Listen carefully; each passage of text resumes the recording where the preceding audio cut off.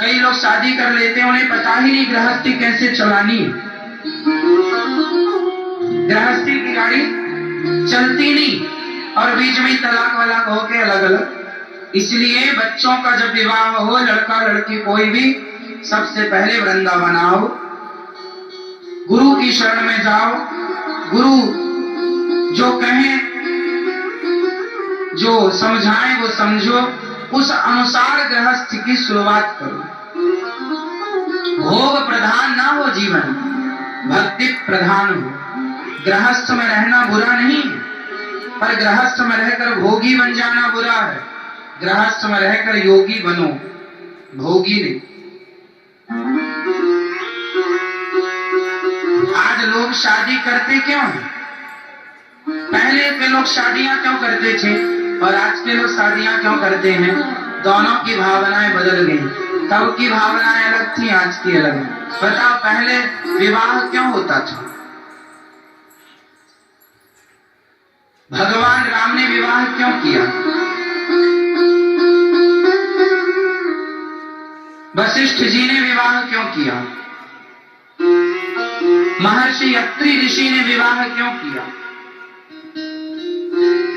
अत्रि ऋषि जिनकी धर्म पत्नी माता अनुसुईया, वशिष्ठ जी जिनकी धर्म पत्नी माता अरुंधति, मरीचि जिनकी धर्म पत्नी माता कला, इन महाविभूतियों ने क्यों विवाह किया? अच्छा, गृहस्थी क्यों जरूरी है? बताओ, गृहस्थी जरूरी है या नहीं? बड़ा बड़ा उत्तर दो। जरूरी है या नहीं? हाँ या ना उत्तर दो जल्दी से। गृहस्थी जरूरी है कि नहीं? हाँ या ना? हाँ तो जोर से बोलो। हाँ। अब बताओ क्यों जरूरी है? यदि गृहस्थी जरूरी है तो क्यों जरूरी है? क्यों गृहस्थी क्यों जरूरी है समझिएगा।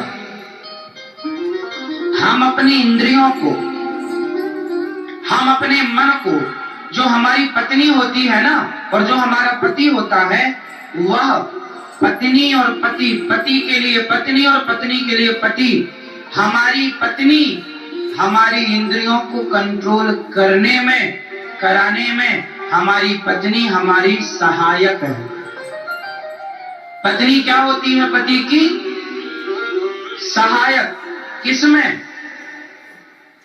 केवल आपके भोजन बनाने के लिए नहीं होती पत्नी, झाड़ू पोछा नौकरानी बन के घर का काम करने के लिए नहीं होती, बल्कि जो तुम्हारा मन सबसे ज्यादा भोगों में जाता था, जो भटकता था मन, उस भटकते मन को पत्नी एक जगह केंद्रित करती है।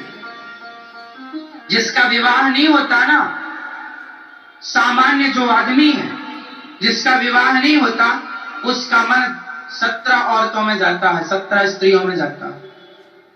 सामान्य लोगों की बात कर रहे हैं हम, साधु संत ऋषि मुनियों की। जिन लोगों का विवाह नहीं होता ना, उनका मन बहुत सारी स्त्रियों में जाता है, पर जिनका विवाह हो जाता है तो बहुत सारी स्त्रियों से मन हटके अब एक में लग गया। तो मन का जो भटकाव था वो पत्नी के आने से कम हुआ। अभी 17 जगह मन लगा था तुम्हारा, अब एक जगह लगेगा। तो पत्नी इतनी बड़ी सहायक है कि उसने तुम्हारे 17 जगह से मन हटाकर एक में लगाया।